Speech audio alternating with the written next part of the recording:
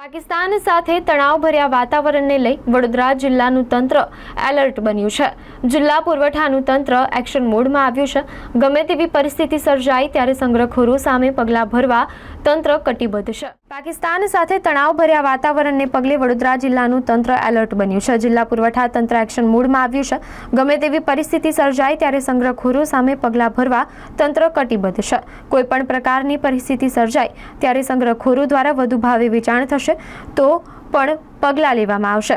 જિલ્લા પુરવઠા તંત્રએ વ્યાપારી સંગઠનો, ઇન્ડિયન ઓઇલ સહિત વિવિધ કંપનીઓ સાથે બેઠક કરી પ્રવર્તમાન પરિસ્થિતિને પહોંચી વળવા તમામ પ્રકારનો પૂરતો સ્ટોક છે। સમગ્ર મામલે જિલ્લા પુરવઠા અધિકારી ગીતાબેન દેસાઈએ માહિતી આપી।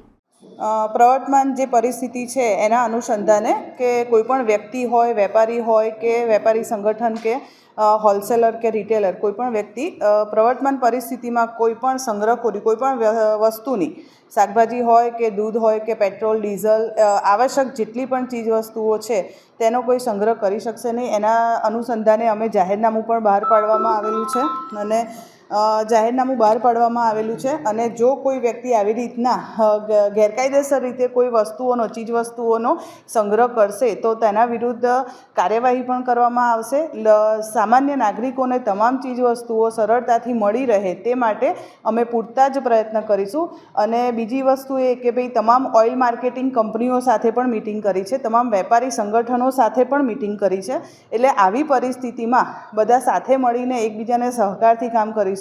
એટલે કોઈ પણ એવી પરિસ્થિતિ ન સર્જાય કે ભાઈ કોઈ સંગ્રહ પેનિક થઈ જવાય અને કોઈ વસ્તુઓનો સંગ્રહ કરવા માટે વ્યક્તિઓ કે વેપારી સંગઠનો આવી પરિસ્થિતિમાં ન કરે તે માટે રાજ્ય સરકારની પણ વખતોવખતની જે સૂચના અમને મળી છે તે અનુસંધાને જિલ્લામાં પણ અમે તેનું ચોક્કસથી અનુસરણ કરીશું। ખાસ કરીને સંગ્રહખોરીની વાત છે, બીજી તરફ ભાવ વધારો પણ લેવામાં આવતો, ઉઘાડે લૂંટ ચાલે છે। ઘણી વખત એવું છે, પૂરની પરિસ્થિતિમાં પણ એવી પરિસ્થિતિ હોય છે કે દૂધના ભાવમાં વધારો લેવામાં આવતો હોય છે।